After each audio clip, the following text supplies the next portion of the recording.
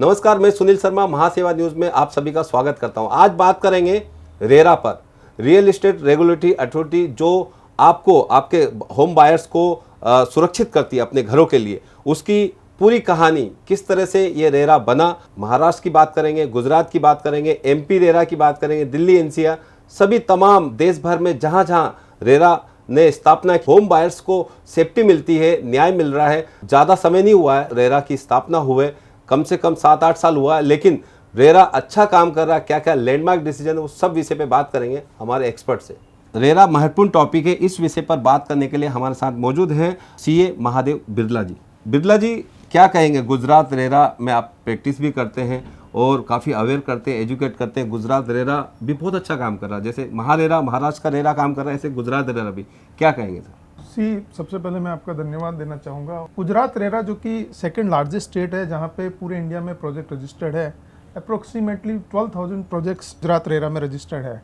अगर आप गुजरात रेरा की बात करने जाते हैं तो वहाँ का जो सिस्टम है, जो रेरा अथॉरिटी ने एस्टेब्लिश किया है, वो एक बहुत ही ट्रांसपेरेंट सिस्टम है।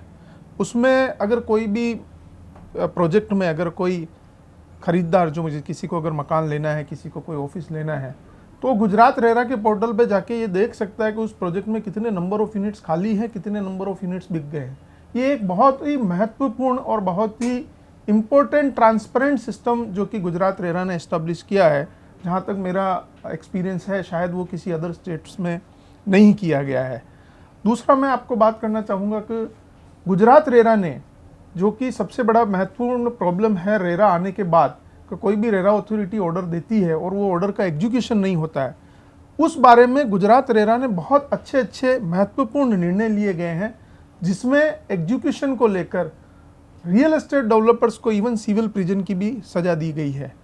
इन चीज़ों को ध्यान में रखते हुए मैं इन दो महत्वपूर्ण ये ऐसे बिंदु हैं जिसको देखते हुए मैं कह सकता हूँ कि गुजरात रेरा एक अलग ही लेवल पे, डिफरेंट लेवल पे काम कर रहा है, जो कि होम बायर के साथ साथ रियल एस्टेट इंडस्ट्री के लिए भी बेनिफिट है। निश्चित ही मेरी बात भी हुई है, आपके जो चीफ हैं सिंह साहब, उनसे बात भी हुई थी एक सिलसिले में। सिलसिला ये था, यूनिफॉर्म एग्रीमेंट हो पूरे देश भर में, इस तरह से एक पीआईएल है, उस पीआईएल में हमारे सिंह साहब से बात हुई थी। उन्होंने बोला हम ऑलरेडी गुजरात रेरा इसको फॉलो कर रहा। सर, रेरा जब रूल बना था तो वो हम ऑलरेडी वो जो गाइडलाइंस है, तो एक एग्रीमेंट के फॉलो पे वो एग्रीमेंट का बड़ा अच्छा क्लॉज है, और वो जो गुजरात रेरा फॉलो कर रहा है उसके बारे में जरा। गुजरात रेरा का जो एग्रीमेंट का जो फॉर्मेट है, जो कि सुप्रीम कोर्ट में जो पीआईएल फाइल की गई है, उसके हिसाब से गुजरात रेरा में जो रूल्स है, रूल्स के हिसाब से जो उन्होंने एग्रीमेंट टू फॉर्मेट बनाया है, वो एग्रीमेंट टू फॉर्मेट ये हम कह सकते हैं कि नियर अबाउट वो एक रियल एस्टेट जो कस्टमर है उसके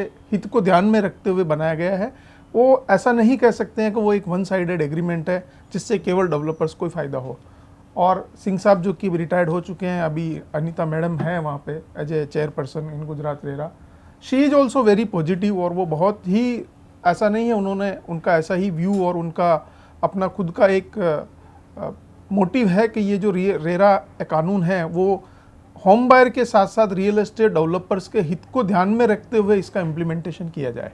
बिल्कुल ऐसे ही गुजरात रेरा फले फूले, जिससे होम बायर्स अभी बुस्टअप है। अहमदाबाद की बात करें, हम बड़ौदा की बात करें, सूरत की बात करें, ऐसी ऐसी सिटीज़ जो गिफ्ट सिटी है आपकी, देखें वो भी एक बिजनेस को, जीडीपी को बड़ा एक ग्रोथ दे रही है पूरे देश भर में। तो इस तरह का डेवलपमेंट गुजरात में देखा जा रहा, और गुजरात रेरा इसमें बड़ा ही अच्छा आगे बढ़कर योगदान दे रहा।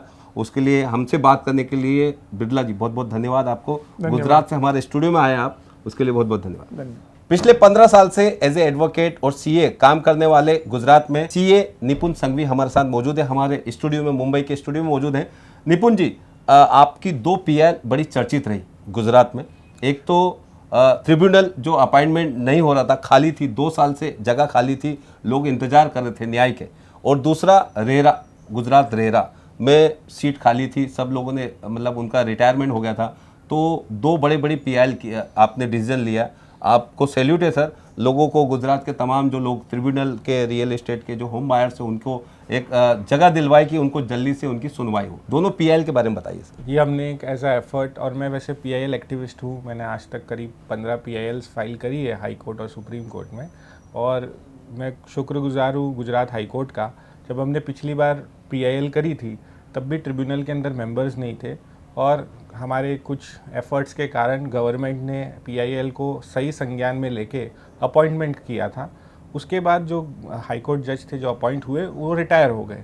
उसके बाद ये सीट कम से कम 2 साल से वेकेंट थी और हमने PIL करी और अच्छे से गवर्नमेंट ने अभी उसको टेकअप करके अपॉइंटमेंट कर दिया। तो अब आज की डेट में ट्रिब्यूनल में 3 जजेस हो गए हैं। सिमिलरली जो दूसरी PIL करी थी हमने वो रेरा अथॉरिटी के लिए की थी, तो चेयरपर्सन जो है वो रिटायर हो गए थे, करीब 10 महीने हो गए। और चेयरपर्सन के बाद पहले मेंबर फिर दूसरे मेंबर, तो तीनों जने रिटायर हो गए। एक समय ऐसा आ गया जब रेरा अथॉरिटी में कोई मेंबर या चेयरपर्सन ही नहीं था। तब हमारी PIL को कोर्ट ने सीरियसली डायरेक्शन दिया और गवर्नमेंट ने उसको राइट अर्नेस्ट में लेके अपॉइंटमेंट कर दिया। तो आज की डेट में अथॉरिटी में भी 3 अपॉइंटमेंट हो गए, ट्रिब्यूनल में भी 3 हो गए। और मुझे ऐसा लगता है कि रेरा का सही मतलब तभी निकल सकता है जब जजेस हो, क्योंकि अगर जजेस नहीं है और कंप्लेन फाइल्ड है और उसका कोई निस्तारण नहीं हो रहा है तो किसी को भी इसका फ़ायदा नहीं है। और इस कानून का ऑब्जेक्टिव यही था कि एक स्पेशल कानून बने और जो लोग दुखी हैं उनको एक जल्दी सॉल्यूशन मिले। काफ़ी बार ऐसा भी हुआ कि सॉल्यूशन आ गया पर ट्रिब्यूनल नहीं था तो लोग अपील फाइल करके छोड़ देते थे, तो उसका एग्जीक्यूशन नहीं हो रहा था। तो इस तरीके से दोनों ही कोर्ट अब आज की डेट में वर्किंग है। और गुजरात क्योंकि इंडिया का नंबर 2 स्टेट है in terms of real estate project, तो ये एक बहुत महत्वपूर्ण अपॉइंटमेंट था। बिल्कुल, और ये एक जनहित में तो काम बहुत अच्छा किया आपने, ये सरकार गवर्नमेंट हित में बहुत अच्छा काम किया, क्योंकि जो ट्रिब्यूनल हो या रेरा हो वहाँ पे वो जो लोग इंतजार करते हैं वो कहीं ना कहीं रेवेन्यू देते हैं सरकार को स्टैम्प ड्यूटी रजिस्ट्रेशन के थ्रू, तो वो एक रेवेन्यू भी जनरेट किए सर। इसी तरह से as a activist as a Gujarat में काम करते रहें और लोगों को राहत देते रहें, क्योंकि हमारा ये एक महासेवा न्यूज़ का कि पूरे भारत में किस तरह से रेरा काम कर रही है, ये एक्टिविटीज़ हमने आपको बताई। दोनों हमारे गुजरात के जो एक्सपर्ट हैं उन्होंने बताया आपको। यदि गुजरात रेरा या तमाम विषय पर आपको इनसे जानकारी चाहिए तो मेरे नंबर पर मैसेज करें, मैं आपको इनको कनेक्ट करवा के दूंगा। आज के लिए इतना ही, मुझे दीजिए इजाज़त। नमस्कार। नमस्कार। निपुण जी बहुत बहुत धन्यवाद। धन्यवाद।